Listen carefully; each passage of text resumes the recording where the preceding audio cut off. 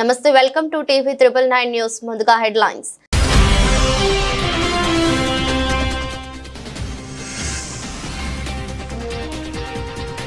Engineering medical విద్యను తమిళంలో బోధించండి CM Stalin కు అమిత్ షా కౌంటర్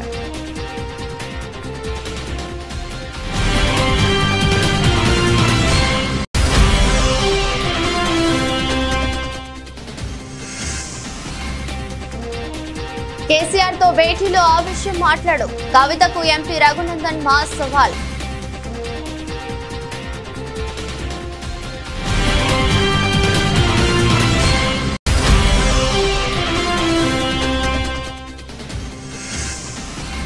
రాబోయే డిఎస్సీలో కర్నూలుకు ఎక్కువ మంది ఉపాధ్యాయులు రాబోతున్నారు అసెంబ్లీ వేదికగా మంత్రి నారా లోకేష్ వెల్లడి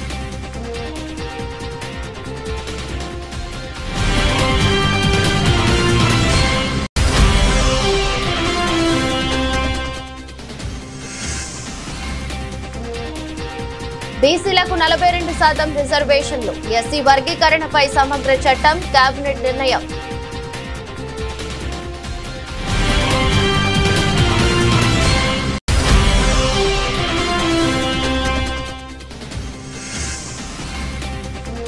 కూటమి గెలుపు మూనాల ముచ్చటే టీడీపీ జనసేనలపై మాజీ మంత్రి అంబటి రాంబాబు విమర్శలు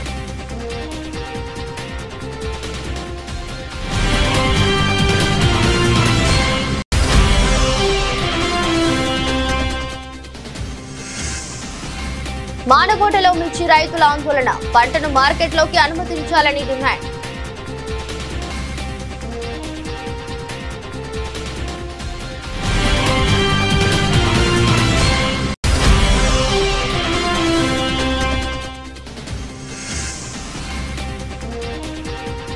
ఆకాశంలో పేలిపోయిన స్పేస్ ఎక్స్ రాకెట్ టెక్సాస్ లోని బోకా చికా వేదికగా స్టార్ షిప్ మెగా రాకెట్ ప్రయోగం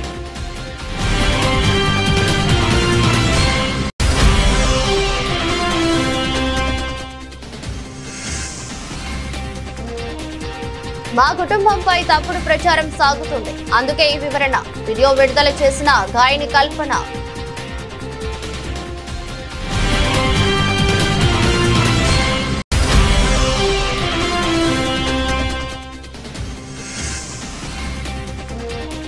$22,500 స్థాయిని దాటిన నిఫ్టీ వరుసగా రెండో రోజు లాభాలు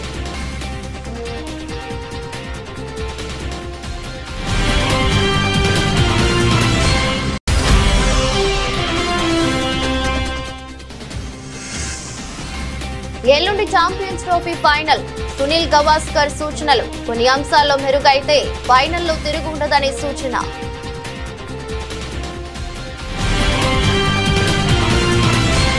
ఇంజనీరింగ్ వైద్య విద్యను తమిళ భాషలో బోధించాలని తమిళనాడు సీఎం స్టాలిన్ ను కేంద్ర హోంశాఖ మంత్రి అమిత్ షా కోరారు హిందీ భాషను వ్యతిరేకిస్తూ స్టాలిన్ చేస్తున్న వ్యాఖ్యలకు కౌంటర్ గా అమిత్ షా తన అభిప్రాయాన్ని వ్యక్తం చేశారు మోదీ నేతృత్వంలోని కేంద్ర ప్రభుత్వం స్థానిక భాషల్లో పరీక్షలు రాసే వీలు కల్పించిందని ఇప్పుడు సిఐఎస్ఎఫ్ పరీక్షను తమిళంలోనూ రాయవచ్చు అని మంత్రి పేర్కొన్నారు తమిళనాడులోని రాణిపేటలో జరిగిన 56వ సిఐఎస్ఎఫ్ రైజింగ్ డే ఈవెంట్ లో పాల్గొని ఆయన మాట్లాడారు తమిళ విద్యార్థుల లబ్ధి కోసం ఇంజనీరింగ్ మెడికల్ విద్యను తమిళంలో బోధించాలని సీఎం స్టాలిన్ ను కోరుతున్నట్లు అమిత్ షా తెలిపారు భారతీయ సంస్కృతిని బలోపేతం చేయడంలో తమిళనాడు కీలక పాత్ర పోషించిందన్నారు పరిపాలనా సంస్కరణలైన ఆధ్యాత్మిక చింతనైన విద్య అయినా దేశ సమగ్రత ఐక్యత అయినా తమిళనాడు పాత్రను విస్మరించలేమన్నారు मैं आज तमिलनाडु की इस धरती से देश के भाषा भाषी भाषाओं में पढ़ने वाले हर युवा को एक बात जरूर बताना चाहता हूं अब तक सीएपीएफ की भर्ती में आपकी मातृभाषा का स्थान नहीं था आप बंगाली में सीएपीएफ की परीक्षा नहीं दे सकते थे आप कन्नड़ में नहीं दे सकते थे आप तमिल में भी नहीं दे सकते थे नरेंद्र मोदी जी ने निर्णय किया कि सभी 8वीं सूची की अनुसूची की भाषाओं में अब हमारे युवा परीक्षा दे पाएंगे तमिलनाडु के युवा भी अब तमिल में परीक्षा दे पाएंगे इस मौके पर मैं तमिलनाडु की धरती पर आया हूं तो तमिलनाडु के मुख्यमंत्री को भी आग्रह करना चाहूंगा कि कई राज्यों ने पहल की है मेडिकल की शिक्षा और इंजीनियरिंग की शिक्षा में स्थानीय भाषा में अभ्यासक्रम बनाए गए हैं। मेरा आग्रह है तमिलनाडु के मुख्यमंत्री को कि तमिलनाडु में भी तमिल भाषा में मेडिकल और इंजीनियरिंग का एजुकेशन शुरू किया जाए, शीघ्र किया जाए। और मैं मानता हूं इससे न केवल अपनी मातृभाषा मजबूत होगी और तमिल माध्यम में पढ़े हुए बच्चों को आगे पर समान अवसर मिलेंगे। मैं आशा करता हूं कि वो जल्दी ही इस पर कुछ कदम उठाएंगे। मैं 2 साल से कह चुका हूं, पर अभी तक कोई परिणाम नहीं मिला है। मुझे आशा है कि आज वो जरूर कुछ पहल करे। బీసీలకు అన్యాయం జరిగిందని బీఆర్ఎస్ ఎమ్మెల్సీ కవిత మాట్లాడుతుంటే దయ్యాలు వేదాలు వల్లించినట్లుగా ఉందని మెదక్ ఎంపీ రఘునందన్ రావు విమర్శలు చేశారు. గజ్వేల్ పట్టణంలో ఇవాళ మెదక్ ఎంపీ రఘునందన్ రావు మీడియా సమావేశం ఏర్పాటు చేశారు. ఈ సందర్భంగా ఎంపీ రఘునందన్ రావు మాట్లాడారు. కవితకు బీసీలపై చిత్తశుద్ధి ఉంటే కేసీఆర్ తో మాట్లాడి పార్టీ ప్రెసిడెంట్ పదవి బీసీకి ఇప్పించాలని సవాల్ విసిరారు. శాసనసభలో పార్టీ ప్రతిపక్ష నాయకుడిని బీసీ నేతకు ఇవ్వండి, శాసన మండలిలో కూడా మరో బీసీ నేతకు ఇవ్వాలని ఛాలెంజ్ చేశారు. ఇచ్చిన 4 మంత్రి పదవులు బీసీలకు ఎందుకు ఇవ్వరని ఎంపీ రఘునందన్ రావు ప్రశ్నించారు. ఈటెల రాజేందర్ బీఆర్ఎస్ లో ఉన్నప్పుడు బీసీలో పెద్ద సామాజిక వర్గానికి చెందిన ఈటెలను మధ్యలోనే మంత్రి పదవి నుంచి ఎందుకు తీసేశారని ఎంపీ రఘునందన్ రావు నిలదీశారు. కేసీఆర్ కుటుంబానికి పదవులు కావాలి, మరి బీసీలకు పదవులు ఎప్పుడు ఇస్తారని ప్రశ్నల వర్షం కురిపించారు. ఈ రోజు ఫామ్ హౌస్ చర్చలో కేసీఆర్ తో తాను చెప్పిన విషయంపై కవిత మాట్లాడాలని సవాల్ విసిరారు. ఢిల్లీ ముఖ్యమంత్రి అవకాశం వస్తే బీజేపీలో ఒక మహిళకు ఇచ్చామని గుర్తు చేశారు. మొదటి 5 ఏళ్ల బీఆర్ఎస్ పాలనలో ఒక మహిళకు కూడా మంత్రి పదవి ఇవ్వలేని ఒకే ఒక కేబినెట్ ఈ దేశంలో ఏదైనా ఉంటే అది కేసీఆర్ కేబినెట్ అని విమర్శించారు. బీజేపీని విమర్శించే ముందుగా బీఆర్ఎస్ చేసిన తప్పులు సరిదిద్దుకోవాలని చెప్పారు. బీజేపీ వైపు వేలెత్తి చూపించే బదులు ముందుగా బీఆర్ఎస్ నేతలు తప్పులు సరిదిద్దుకోవాలని మెదక్ ఎంపీ రఘునందన్ రావు హితవు పలికారు. టీచర్స్ ఎమ్మెల్సీ ఎన్నికలలో చాలా మంది టీఆర్ఎస్ ఎమ్మెల్యేలు ఉన్నప్పటికీ కూడా పోటీ చేయడానికి ధైర్యం చేయక టీఆర్ఎస్ కు ప్రజలు బీఆర్ఎస్ ఇచ్చిందని ఫామ్ హౌస్ కి పరిమితమైన వాళ్ళు ఇవ్వలేదా మళ్ళీ మీటింగ్ పెడుతుర్రంట. మీటింగ్ పెట్టి ఎవరిని ఎమ్మెల్సీ చేయాలని చూస్తారంట. వాళ్ళ బిడ్డ మాట్లాడుతుంది బీసీలకు బీజేపీ అన్యాయం చేసిందని. తల్లి మేము 2 ఎమ్మెల్సీలు ఇస్తే 2 ఎమ్మెల్సీలు గెలిస్తే ఒకటి బీసీ గెలిచినాం, ఒకటి ఓసీ గెలిచినాం. దాదాపు జనాభాలో సగం ఉన్నటువంటి బీసీలని సముచితంగా గౌరవించేటువంటి పార్టీ భారతీయ జనతా పార్టీ. అమ్మ కవితమ్మ, నీకు చిత్తశుద్ధి ఉంటే మీ నాయనతో మాట్లాడి పార్టీ ప్రెసిడెంట్ మీ నాయన అగ్రకులం కాబట్టి వర్కింగ్ ప్రెసిడెంట్ ఒక బీసీకి ఇయ్యండి. శాసనసభలో పార్టీ ప్రతిపక్ష నాయకుడు ఒక బీసీకి ఇయ్యండి. శాసన మండలిలో ఒక ప్రతిపక్ష నాయకుడు అవకాశం ఉంది, ఇంకొక బీసీకి ఇయ్యండి. చేసేటప్పుడేమో చెయ్యరు, ఇచ్చేటప్పుడేమో ఇయ్యరు. ఇచ్చిన 4 ఇయ్యరు బీసీలకు మీరు మంత్రి పదవులు. నడిమిట్లోనే ఈటల రాజేందర్ అనేటువంటి ఒక బీసీ తెలంగాణలో పెద్ద సామాజిక వర్గం అని చెప్పిన సామాజిక వర్గానికి మంత్రి పదవి వీకేసింది టీఆర్ఎస్ పార్టీ. ఇవాళ కవితమ్మ వచ్చి బీసీలకు అన్యాయం చేస్తున్నారని మాట్లాడితే దయ్యాలు వేదాలు వాళ్ళు ఇచ్చినట్లున్నాయి. కవిత గారు ఇంకొకటి కాదు, నీకు పదవి కావాలి, మీ బావకు పదవి కావాలి, మీ అన్నకు పదవి కావాలి, మీ నాయనకు పదవి కావాలి. మరి ఇక బీసీలకు పదవి ఎప్పుడు ఇస్తారు కవితమ్మ అనేది ఒక్కసారి ఇలా ఫామ్ హౌస్ చర్చలో నువ్వు మాట్లాడు. మీ నాయనతోటి చెప్పు, అర్జెంటుగా వర్కింగ్ ప్రెసిడెంట్ పదవిని ఒక బీసీకి ఇవ్వమని చెప్పు. శాసనసభలో బీసీకి ఇవ్వకపోతే మహిళకి ఇయ్యండి. మేము మొన్న ఢిల్లీ ముఖ్యమంత్రి మాకు అవకాశం వస్తే ఒక మహిళకి ఇచ్చినాం. రేపు మహిళా దినోత్సవం వస్తుంది, మహిళల్ని గౌరవించమని చెప్పు మీ నాయనని. మొదటి 5 సంవత్సరాలు ఒక్క మహిళకు కూడా మంత్రి పదవి ఇవ్వకుండా ఒకే ఒక కేబినెట్ ఈ దేశంలో ఏంటంటే అది చంద్రశేఖరరావు గారి కేబినెట్. అందుకని బీజేపీని విమర్శించే కంటే ముందు మీ ఈపు మీ కనబడతలే చెల్లె జర ఎవరైనా వెనకాలని చేసి చెప్పుమని మీ తప్పులు మీరు సరిదిద్దుకోండి. మా వైపు వేలెత్తి చూపే బదులు మిమ్మల్ని మీరు సంస్కరించుకోండి అని చెప్పి ఈ సందర్భంగా సోదరి కవితకి టీఆర్ఎస్ పెద్దలకి తెలియజేస్తారు. Thank you. కర్నూలు జిల్లాలో మారుమూల ప్రాంతాలకు కూడా సాగు తాగునీరు అందించడమే తమ లక్ష్యమని మంత్రి నారా లోకేష్ స్పష్టం చేశారు. ఈ విషయమై ఉప ముఖ్యమంత్రి పవన్ కళ్యాణ్ తో 2 సార్లు చర్చించినట్లు అసెంబ్లీ వేదికగా చెప్పారు. స్థూల నమోదు నిష్పత్తి, అక్షరాస్యతతో కర్నూలు వెనుకబడి ఉందనేది ఎవరూ కాదనలేని వాస్తవమని ఆయన అన్నారు. అందుకే రాబోయే డిఎస్సీలో కర్నూలుకు ఎక్కువ మంది ఉపాధ్యాయులు రాబోతున్నారని తెలిపారు. గ్రాస్ ఎన్రోల్మెంట్ రేషియో కానీ, లిటరసీ రేట్ కానీ, డ్రాప్ అవుట్ కూడా చూస్తే అన్నిట్లో కర్నూలు పార్లమెంట్ వెనుకబడి ఉంది. అది వాస్తవం, దాంట్లో ఎలాంటి సందేహం లేదు. అందుకే మీరు ఈసారి చూస్తే డిఎస్సి లో రిక్రూట్మెంట్ లో పెద్ద ఎత్తున కర్నూలుకే ఉపాధ్యాయులు రాబోతున్నారు అధ్యక్ష. చాలా సీరియస్ గా తీసుకుంటున్నాను ఇది. అపార్ ఐడి అని కేంద్ర ప్రభుత్వం ఇప్పుడు స్లోగా మ్యాండేట్ చేస్తున్నారు. అంటే పిల్లలకి జీవితాంతం ఒక ఐడి వచ్చేస్తుంది, ఆధార్ కి ఇంటిగ్రేట్ చేసి ఒక ఐడి వస్తుంది. సో కేజీ నుంచి పీజీ వరకు అదే ఐడి వాళ్ళతో ట్రావెల్ అవుతుంది. మేము మాట్లాడుకుంది ఏంటంటే అపార్ ఐడి ద్వారా మేము ట్రాక్ చేద్దాం. ఒక కంట్రోల్ రూమ్ పెట్టి ట్రాక్ చేసి పిల్లలు ఎక్కడున్నారు, ఒక వారం పాఠశాలకు రాకపోతే ఎందుకు రావట్లేదు, ఎక్కడికి వెళ్ళారు ఈ పిల్లలు అనేది ఇప్పటి నుంచి ట్రాక్ చేద్దాం. ఐటీ ఇన్ఫ్రాస్ట్రక్చర్ మొత్తం మేము తయారు చేస్తున్నాం. ఎడ్యుకేషన్ పైన ఎటుకో షార్ట్ డిస్కషన్ ఇన్ డీటెయిల్ వెళ్ళిపోతే ట్రాక్ చేసి ఒక్కరు కూడా డ్రాప్ అవుట్ అవ్వకూడదు. ఇక్కడ రెండు విషయాలు. ఒకటి, మీరు అన్నట్టు హాస్టల్ చాలా లిబరల్ గా వాడేసాం. మీరు ప్రశ్న అడిగారు, లిబరల్ గా చెప్పాం. మీరు అన్నట్టు బ్రేక్ఫాస్ట్, లంచ్, డిన్నర్ ఇక్కడ హాస్టల్ వసతులు లేవు, వాస్తవం, అందరు తెలిసిన విషయం. కానీ మేము ఆలోచించే రెండు విషయాలు. ఒకటి, ఇప్పుడున్న సంక్షేమ హాస్టల్స్ ఎట్లా బలోపేతం చేయాలి ఒక భాగం అవుతే వలసలుగా వెళ్తారు అధ్యక్ష. ప్రధానంగా వాళ్ళందరూ మిర్చి సమయంలో ఇక్కడికి వచ్చి గుంటూరులో ఎక్కువ శాతం మంది ఇక్కడ ఉంటారు. సో వాళ్ళు ఇక్కడికి వచ్చినప్పుడు ఇక్కడ అడ్మిషన్స్ ఇవ్వచ్చా, దానికి విధి విధానాలు ఏంటి అంటే వచ్చేది ఒక 4 నెలలు 5 నెలలకి ఇక్కడ అడ్మిషన్స్ ఇచ్చి వాళ్ళ పిల్లలకి చదువు ఇక్కడ కొనసాగించచ్చా, ఎందుకంటే అక్కడ స్కూల్ కిట్ ఎటుకు ఇస్తాం కనుక ఇక్కడ చేయొచ్చు. ఆ ట్రాకింగ్ కూడా ఇప్పుడు మొదలు పెడతాం. అది ఒక భాగం. అంటే ఒక పక్కన హాస్టల్స్, ఇంకో పక్కన ఈ ట్రాకింగ్ రెండు ఉంటేనే డ్రాప్ అవుట్ రేట్ తగ్గుతుంది. దాంట్లో ఎలాంటి సందేహం లేదు. బీసీలకు స్థానిక సంస్థల్లో 42% రిజర్వేషన్ల అమలుపై అసెంబ్లీలో తీర్మానం చేయాలని రాష్ట్ర మంత్రివర్గం నిర్ణయించింది. ఎస్సీల వర్గీకరణపై ముసాయిదా బిల్లుకు ఆమోదం తెలిపింది. ముఖ్యమంత్రి రేవంత్ రెడ్డి అధ్యక్షతన గురువారం సచివాలయంలో జరిగిన రాష్ట్ర మంత్రివర్గ సమావేశంలో పలు కీలక నిర్ణయాలు తీసుకున్నారు. కేబినెట్ నిర్ణయాలను మంత్రులు పొంగులేటి శ్రీనివాసరెడ్డి, పొన్నం ప్రభాకర్ మీడియాకు వెల్లడించారు. బీసీలకు స్థానిక సంస్థల ఎన్నికలతో పాటు విద్యా ఉద్యోగాల్లో 42% రిజర్వేషన్ల అమలుకు 2 వేర్వేరు తీర్మానాలు ప్రవేశపెట్టి అసెంబ్లీలో ఆమోదిస్తామని మంత్రి పొన్నం ప్రభాకర్ తెలిపారు. ఇక ఎస్సీ వర్గీకరణపై చట్టం చేసేందుకు సిద్ధంగా ఉన్నామని మంత్రి పొంగులేటి తెలిపారు. భవిష్యత్తులో ఎలాంటి న్యాయపరమైన చిక్కులు రాకుండా రాబోయే అసెంబ్లీలో చట్టం తేవాలని నిర్ణయించామని, ఆ మేరకు ముసాయిదా బిల్లుకు ఆమోదం తెలిపామని అన్నారు. పార్లమెంట్ నియోజకవర్గాల పునర్విభజనపై deputy CM Bhatti Vikramarka, Congress senior నేత జానారెడ్డి ఆధ్వర్యంలో అఖిలపక్ష సమావేశాన్ని నిర్వహిస్తామని, సమావేశ నిర్ణయాలను కేంద్రానికి నివేదించాలని నిర్ణయించామని చెప్పారు. తెలంగాణ రాష్ట్ర ప్రభుత్వం బీసీ రిజర్వేషన్లకు సంబంధించి జరిపిన కుల సర్వే, దాని తర్వాత బలహీన వర్గాలకు సంబంధించిన మేధావులు సంఘాల ద్వారా మిస్ అయిన వారికి సంబంధించి మరొకసారి అవకాశం ఇవ్వమని అడిగిన దాని దృష్ట్యా 3 పద్ధతుల్లో అవకాశం ఇచ్చి తేదీ ముగిసిన తర్వాత ఈరోజు మళ్ళీ క్యాబినెట్లో ఇందుకు సంబంధించిన అంశం మీద చర్చ చేసి రాబోయే శాసనసభ సమావేశాల్లో బీసీల రిజర్వేషన్కు సంబంధించి 42% పెంచే ముసాయిదా చట్టాన్ని ఈరోజు బిల్లును కేబినెట్ ఆమోదించింది.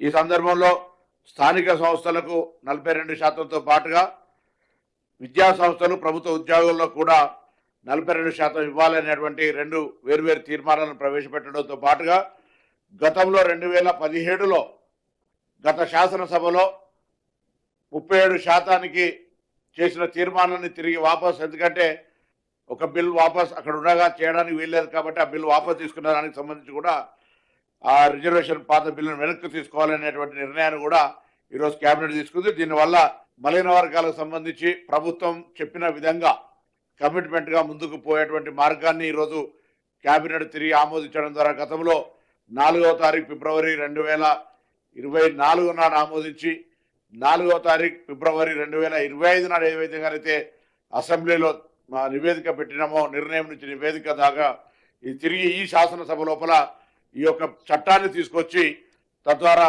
31C కానీ రాజ్యాంగంలో ఉన్నటువంటి అనేక ప్రొవిజన్స్ ప్రకారంగా ఇది అమలు చేయడానికి తెలంగాణ రాష్ట్ర ప్రభుత్వం చిత్తశుద్ధితో ప్రయత్నం చేస్తుంది. ఇందుకు సంబంధించి అందరూ కూడా సహకరించాలని ఈ సందర్భంగా విజ్ఞప్తి చేస్తారు. ఇచ్చిన వాగ్దానాలు నిలబెట్టుకోలేని దౌర్భాగ్య స్థితిలో కూటమి ప్రభుత్వం ఉందని గుంటూరు జిల్లా వైఎస్ఆర్సీపీ అధ్యక్షులు మాజీ మంత్రి అంబటి రాంబాబు అన్నారు. చంద్రబాబు మోదీతో కలిస్తే తప్ప గెలవలేని పవన్ కళ్యాణ్ జగన్ గారి మీద మాట్లాడుతున్నాడని విమర్శించారు. కూటమి గెలుపు మున్నాలు ముచ్చటే అంటూ ఎద్దేవా చేశారు. మేము దూషిస్తే మాత్రం ఏం అనుకోమాకండి. జనసేన నాయకులకి, జనసేన కార్యకర్తలకి, పవన్ కళ్యాణ్ గారికి, మళ్ళీ కొత్తగా వచ్చిన ఎమ్మెల్సీ గారికి చెప్తున్నా, మీరు దూషిస్తేనో మీరు విమర్శిస్తేనో మేము ఓర్పుగా ఉండాలి. మేము ఏదన్నా మాట్లాడితే మాత్రం అరే ఊరుకొని చెప్పులు తీస్తాం, పంచలు లాగుతాం, సన్నాసులు, ఎదవలు, సుంటలు అని మాట్లాడమాకండి. మీరు కాస్త ఓర్పుగా వినండి. మీరు రాబోయే కాలంలో ఏ రకమైన దుస్థితికి మీరు చేరబోతున్నారో నేను చాలా స్పష్టంగా చెప్పదలుచుకున్నా. అయ్యా లోకేష్ గారు, అయ్యా పవన్ కళ్యాణ్ గారు, ఇచ్చిన వాగ్దానాలను నిలబెట్టుకోలేని దౌర్భాగ్యమైన పరిస్థితుల్లో ఉండి ఇవాళ జగన్మోహన్ రెడ్డి గారి మీద బురద జల్లే కార్యక్రమం. ఎస్, జగన్మోహన్ రెడ్డి గారు అన్నారు, అన్నమాట వాస్తవం. ఇంకోటి ఎవరు చెప్తున్నా, పవన్ కళ్యాణ్ గారికి, నారా చంద్రబాబు నాయుడు గారికి, లోకేష్ గారికి, అదేవిధంగా ఎవరు మనోహర్ గారికి చెప్తున్నా, ఓటమి ఎరుగని ధీరుడు మా రాజశేఖర రెడ్డి గారి కుమారుడు జగన్మోహన్ రెడ్డి అని మనం చేస్తున్నా. 3 సార్లు పార్లమెంటు సభ్యుడిగా 3 సార్లు శాసనసభ్యుడిగా గెలుపొందాడు. 2 సార్లు పార్లమెంటు సభ్యుడిగా గెలుపొందినటువంటి వ్యక్తి జగన్మోహన్ రెడ్డి గారు. అంత ప్రజాబలం కలిగినటువంటి జగన్మోహన్ రెడ్డి గారు, మేము 100% స్ట్రైక్ రేట్ అంటాడు ఒక ఆయన. అవునా, మీరు 100% స్ట్రైక్ రేటే. మా ఊర్లో ఒక ఆయన ఉన్నాడు, ఏమండి ఎంత పొలం ఉందని అడిగాం. 351 ఎకరం ఉందండి అన్నాడు. ఏమయ్యా నీకు 350 ఎకరం ఎక్కడ ఉంది? నాకును చల్లపల్లి జమీందారు గారికి కలిపి 351 ఎకరం ఉందన్నాడు. ఏమయ్యా నీకెంత ఉంది చెప్పండి. నాకు 1 ఎకరం అండి, కడమ మొత్తం మా చల్లపల్లి జమీందారు గారిది 2 పక్క పక్క అమ్మటే ఉంటాయి, అందుకని 351 ఎకరం అని చెబుతారండి అన్నాడంట. అట్లాగే నీకు స్ట్రైక్ రేట్ ఎక్కడుందయ్యా? నువ్వు చంద్రబాబు మోడీ కలిసి వస్తే నీకు స్ట్రైక్ రేటు రా, సింగిల్ కదా. నీ పర్సంటేజ్ ఏంటో తెలిపోద్ది, నీ కెపాసిటీ ఏంటో తెలిపోద్ది. 2 చోట్ల నిలబడ్డావు, తుక్కుగా ఓడిపోయావు సింగిల్గా. అంతకుముందు మీ అన్న 18 సీట్లు వచ్చినాయి. మీరు జగన్మోహన్ రెడ్డి గారి గురించి మాట్లాడేటటువంటి ధైర్యం మీరు చేస్తున్నారు, మా దురదృష్టం. ఈ ప్రజాస్వామ్య దేశంలో మీకు అవకాశం వచ్చింది, 4 కలిసి వచ్చారు, మా మీదకి వచ్చారు, సింగిల్గా మేము వచ్చాము. మీ కూటమి గెలిచింది. 3 నాళ్ల ముచ్చట. కూటమి అనేకమైన వాగ్దానాలు చేసి ఏ వాగ్దానాన్ని నిలబెట్టుకోలేని దౌర్భాగ్య పరిస్థితికి నెట్టబడుతుంది. సంవత్సరం కూడా కాలేదు, 9 మాసాలకి ఇంత వ్యతిరేకత తెచ్చుకున్నటువంటి ప్రభుత్వాలు ఈ రాష్ట్రంలో లేవు, ఈ దేశంలో లేవు. అసలు 9 మాసాలకి ఇలా అయితే 2 సంవత్సరాలు ఆగండి అయ్యా. జనం ఏ రకంగా మిమ్మల్ని ఉమ్ము పెట్టి ఓస్తారో, ఒక్క హామీని కూడా నిలబెట్టుకోలేకపోతున్నారు. పరిపూర్ణంగా కేటాయిస్తారు, ఎగ్గొడతారు, కేటాయిస్తారు, ఎగ్గొడతారు. మీరు వచ్చి ఇవాళ ఈ రకమైనటువంటి మాటలు లోకేష్ గారు, పవన్ కళ్యాణ్ గారు, సరే పవన్ కళ్యాణ్ గారు ఏం మాట్లాడలేదు అనుకోండి, పవన్ కళ్యాణ్ గారి తరఫున మాట్లాడి వ్యవసాయ మార్కెట్లోకి మిర్చి బస్తాలను అనుమతించాలని రైతులు ఆందోళనకు దిగారు. బయ్యారం, డోర్నకల్, సుదూర మండలాల నుంచి వచ్చిన రైతులు గురువారం రాత్రి మహబూబాబాద్ మార్కెట్ ఎదుట నిరసన తెలిపారు. మార్కెట్లోకి మిర్చి బస్తాలు తీసుకురావడానికి 3 రోజులుగా ఇబ్బంది పడుతున్నామని, ఇప్పుడు మళ్లీ ట్రాక్టర్లో బస్తాలను తెస్తే అధికారులు వాహనాలను అడ్డుకుంటున్నారని ఆరోపించారు. అసలే మార్కెట్లో కాంటాలు కాక రైతులు ఇబ్బంది పడుతుంటే మార్కెట్ కు మాత్రం వరుసగా రైతులకు ఎలాంటి సమాచారం లేకుండా సెలవులు ప్రకటించి గేట్లకు తాళాలు వేసి ఇబ్బంది పెడుతున్నారని మండిపడ్డారు. ఉన్నతాధికారులు వెంటనే స్పందించి తమకు న్యాయం చేయాలని కోరారు. ఈ ఘటనపై మార్కెట్ కార్యదర్శి షంషీర్ ను వివరణ కోరగా 2 రోజులుగా జిల్లాలోని అన్ని మండలాల నుంచి మిర్చి ఎక్కువ సంఖ్యలో వచ్చిందని, మార్కెట్ షెడ్లు మొత్తం నిండిపోయినట్టు తెలిపారు. శుక్రవారం మార్కెట్ కు సెలవు ఇవ్వటం వల్ల వాహనాలను లోనికి రానివ్వటం లేదని పేర్కొన్నారు.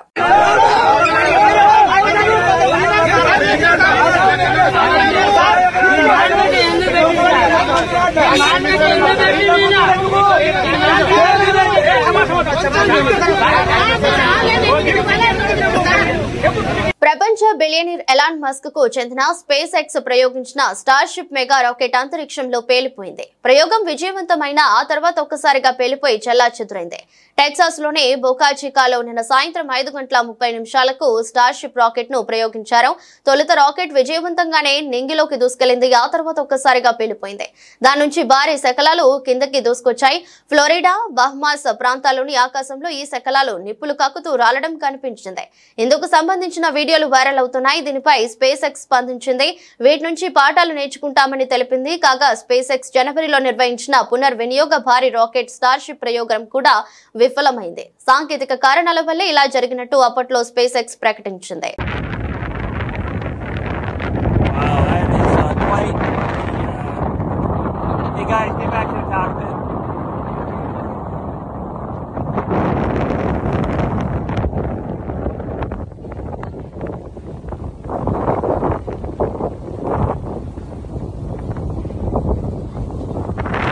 మీడియాలో తమ కుటుంబంపై తప్పుడు ప్రచారం సాగుతుందని, ఈ అంశంపై తాను వివరణ ఇవ్వాలనుకుంటున్నానని, తన భర్తతో తనకు ఎలాంటి విభేదాలు లేవని వివరిస్తూ గాయని కల్పన ఒక వీడియోను విడుదల చేశారు. ప్రస్తుతం ఆమె ఆసుపత్రిలో కోలుకుంటున్నారు. కూతురితో గొడవ, భర్తతో విభేదాల వల్ల ఆమె ఆత్మహత్యాయత్నం చేసిందని ప్రచారం సాగుతుంది. అయితే అధిక మోతాదులో నిద్ర మాత్రలను తీసుకోవడం వల్లే అపస్మారక స్థితిలోకి వెళ్లినట్లు కల్పన కుటుంబం వివరణ ఇచ్చింది. అయినప్పటికీ తప్పుడు ప్రచారం జరుగుతుందంటూ కల్పన ఒక వీడియోను విడుదల చేశారు. తమ కుటుంబంపై జరుగుతున్న తప్పు ప్రచారంపై వివరణ ఇవ్వాలనుకుంటున్నానని, తన భర్తపై తప్పుడు ప్రచారాన్ని ఆపివేయాలని ఆమె అందులో కోరారు. ఒత్తిడి కారణంగానే నిద్ర పట్టలేదని, అధిక మోతాదులో నిద్ర మాత్రలు వేసుకున్నట్లు వెల్లడించారు. తన కుటుంబం చాలా సంతోషంగా జీవిస్తుందని, తన భర్త సహకారం వల్లే ఎన్నో చేయగలుగుతున్నానని ఆమె తెలిపారు. తనకు వృత్తిపరమైన ఒత్తిడి కారణంగా నిద్ర సరిగ్గా పట్టడం లేదని తెలిపారు. అందుకోసం చికిత్స తీసుకుంటున్నానని, వైద్యులు సూచించిన ప్రిస్క్రిప్షన్ లోని టాబ్లెట్లను అధిక మోతాదులో తీసుకున్నానని తెలిపారు. అందువల్లే స్పృహ తప్పి పడిపోయినట్లు చెప్పారు. తన భర్త సరైన సమయంలో స్పందించారని, అలాగే తమ కాలనీ వాసులు పోలీసుల సహకారంతో ఇప్పుడు కోలుకుంటున్నానని పేర్కొన్నారు. త్వరలో పాటలతో మళ్లీ అందరినీ అలరిస్తానని తెలిపారు. తన జీవితంలో తనకు తన భర్త అతిపెద్ద బహుమతి అని, ఆయన సహకారం వల్లే నచ్చిన రంగాల్లో రాణిస్తున్నానని తెలిపారు. కాబట్టి తప్పుడు ప్రచారం చేయవద్దని విజ్ఞప్తి చేశారు. తన ఆరోగ్యం గురించి చాలా మంది వాకబు చేస్తున్నారని, వారందరికీ ధన్యవాదాలని ఆమె వీడియోలో పేర్కొన్నారు. నమస్కారం, నేను మీ కల్పన రాఘవేందర్ని. న్యూస్ లో, మీడియాలో నా గురించి, నా భర్త గురించి ఒక తప్పైన ఒక విషయం సర్క్యులేట్ అవుతుంది. దాని మీద ఒక క్లారిటీ ఇవ్వడానికి ఈ వీడియో నేను చేస్తున్నానండి. First of all I have to say I'm 45 years old. ఈ ఏజ్ లో నేను PhD చేస్తున్నాను, LLB చదువుకుంటున్నాను. అన్ని మా హస్బెండ్ ఎంకరేజ్మెంట్ వల్ల. సో చాలా విషయాలు చేస్తున్నాను. And for today's musical industry I'm trying to update my self. I'm trying to do different kinds of concerts. ఇవి అన్ని స్ట్రెస్ వల్ల నాకు అసలు నిద్ర పడట్లేదు. చాలా సంవత్సరాలు నిద్ర రాకుండా కష్టపడుతున్నాను. సో డాక్టర్ దగ్గర ఇన్సోమ్నియా ఇష్యూస్ కి ట్రీట్మెంట్ తీసుకునేటప్పుడు నాకు కొన్ని ప్రిస్క్రిప్షన్ ఇచ్చారు. ఆ ప్రిస్క్రిప్షన్ లో ఉన్న మెడిసిన్ ఆ పర్టికులర్ డే డోసేజ్ కొంచెం ఎక్కువ తీసుకున్నాను కాబట్టి స్పృహ తప్పి అన్కాన్షియస్ పొజిషన్ కి స్టేట్ కి వెళ్లిపోయాను. భారత స్టాక్ మార్కెట్ ప్రామాణిక సూచీలు వరుసగా 2 రోజులు లాభపడ్డాయి. ట్రేడింగ్ లో సెన్సెక్స్ 609.86 పాయింట్లు బలపడి 74,340.09 వద్దకు చేరుకుంది. నిఫ్టీ 207.40 పాయింట్ల వృద్ధితో 22,544.70 వద్ద స్థిరపడింది. అంతర్జాతీయ మార్కెట్లో ముడి చమురు ధరలు గణనీయంగా తగ్గిన నేపథ్యంలో మార్కెట్ దిగ్గజం రిలయన్స్ ఇండస్ట్రీస్ షేర్లలో జోరుగా కొనుగోలు జరగడంతో పాటు అమెరికా అధ్యక్షుడు డొనాల్డ్ ట్రంప్ టారిఫ్ల విషయంలో కాస్త మెత్తబడటం మార్కెట్ ర్యాలీకి దోహదపడ్డాయి. ఈక్విటీ మదుపరుల సంపదగా పరిగణించే BSE నమోదిత కంపెనీల మొత్తం మార్కెట్ క్యాపిటలైజేషన్ 4.54 లక్షల కోట్ల మేర పెరిగి 397.58 లక్షల కోట్లకు చేరుకుంది. నయారా ఎనర్జీ గతంలో SR ఆయిల్ తన మైనారిటీ షేర్ హోల్డర్ల నుంచి 2.59 కోట్ల షేరును ఒక్కొక్కటి 731 చొప్పున తిరిగి కొనుగోలు చేయనున్నట్లు తెలిపింది. IIFL క్యాపిటల్ సర్వీసెస్ అనుబంధ విభాగమైన IIFL facilities services open market లో బ్లాక్ డీల్ ద్వారా హైదరాబాద్ కు చెందిన అవంతి ఫీడ్స్ లో మరో 4.4% వాటాను 470 కోట్లకు దక్కించుకుంది.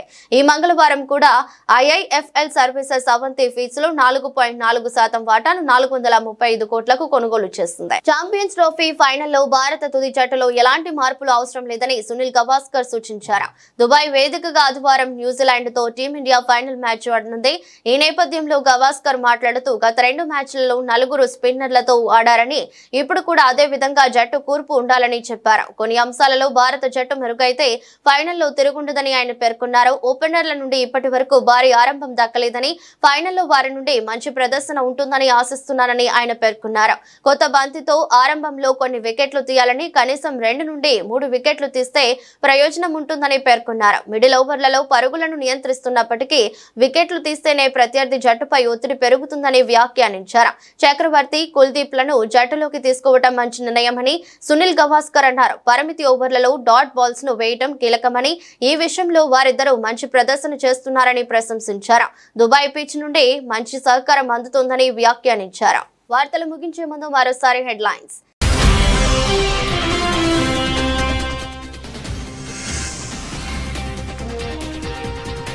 ఇంజనీరింగ్ మెడికల్ విద్యను తమిళంలో బోధించండి, సీఎం స్టాలిన్ కు అమిత్ షా కౌంటర్.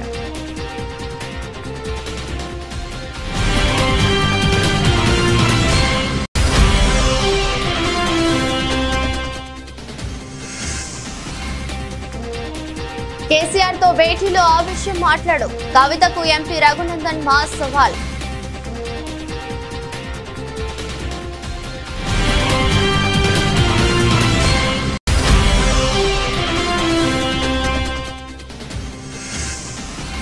రాబోయే డిఎస్సీలో కర్నూలుకు ఎక్కువ మంది ఉపాధ్యాయులు రాబోతున్నారు. అసెంబ్లీ వేదికగా మంత్రి నారా లోకేష్ వెల్లడి.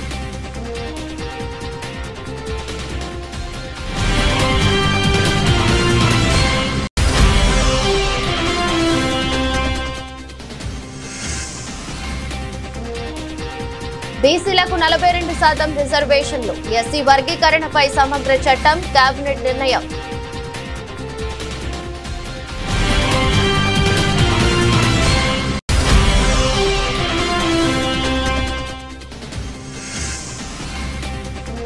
కూటమి గెలుపు మూన్నాల ముచ్చటే, టీడీపీ జనసేనలపై మాజీ మంత్రి అంబటి రాంబాబు విమర్శలు.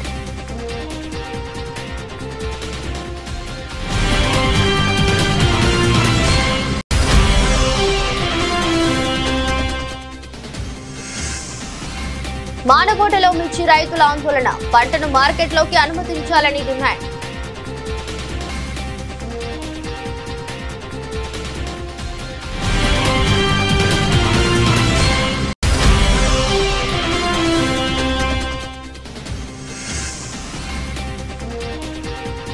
ఆకాశంలో పేలిపోయిన స్పేస్ ఎక్స్ రాకెట్, టెక్సాస్ లోని బోకా చికా వేదికగా స్టార్ షిప్ మెగా రాకెట్ ప్రయోగం.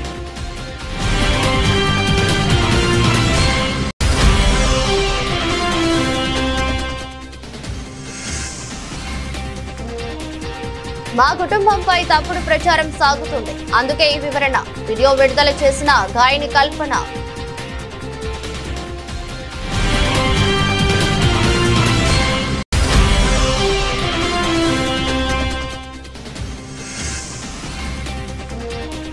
$22,500 స్థాయిని దాటిన నిఫ్టీ, వరుసగా రెండో రోజు లాభాలు.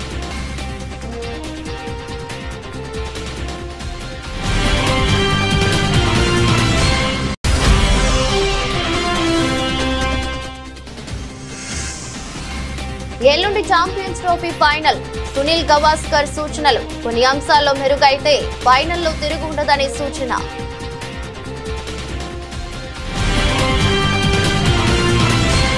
ఈ దృష్టి బులెటిన్ మరో బులెటిన్లో మళ్ళీ కలుద్దాం. అంతవరకు సెలవు, నమస్కారం.